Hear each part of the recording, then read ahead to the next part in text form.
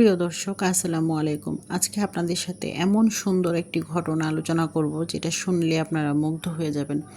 দোয়া কবুল ও শিরশ্ছেদ থেকে মুক্তির চমৎকার একটি ঘটনা।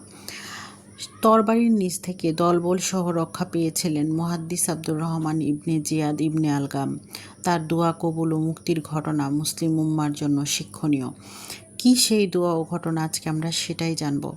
আল্লাহকে যারা ভয় করে তাদের আসলে কোনো ভয় নেই, তাদের কোনো চিন্তা বা হতাশাও নেই। জ্ঞানীরাই আল্লাহকে বেশি ভয় করে। এ কারণে সব যুগে সব সমাজেই জ্ঞানীর মর্যাদা ছিল অনেক বেশি। আল্লাহ তাআলা বলেন, আল্লাহর বান্দাদের মধ্যে জ্ঞানীরাই কেবল তাকে ভয় করে। নিশ্চয়ই আল্লাহ মহাপরাক্রমশালী, ক্ষমাময়। কোরআনুল কারিমের এই ঘোষণায় জ্ঞানী ব্যক্তির দোয়া যেমন কবুল হয়, তেমনি মর্যাদা এবং সম্মানের সঙ্গে বিপদ থেকেও মুক্তি পায়। মুহাদ্দিস আব্দুর রহমান ইবনে জিয়াদের দোয়া ও মুক্তির এই ঘটনাটি আজকে আপনাদের সাথে আলোচনা করব। হয়তো অনেকেই জানেন, যারা জানেন না তারা একটু মনোযোগ দিয়ে শুনুন। যুগশ্রেষ্ঠ মুহাদ্দিস ছিলেন আব্দুর রহমান ইবনে জিয়াদ ইবনে আলগাম।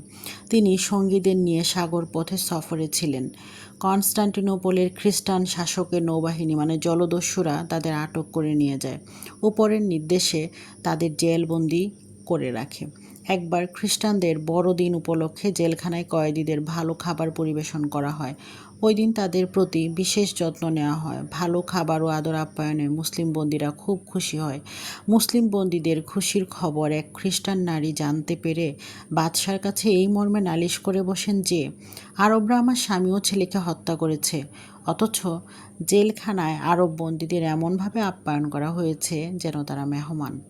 খ্রিস্টান নারীর এই অভিযোগে বাদশাহ নিজেও রেগে যান এবং কয়েদিদের তার দরবারে উপস্থিত হওয়ার নির্দেশ দেন। কয়েদিদের তার সামনে নিয়ে আসা হলে বাদশাহ জল্লাদকে সবার শিরশ্ছেদ করার নির্দেশ দেন।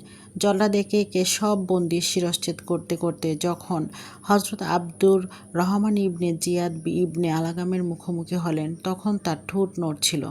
তিনি কিছু পড়ছিলেন। বাদশাহ তা প্রত্যক্ষ করেছিলেন।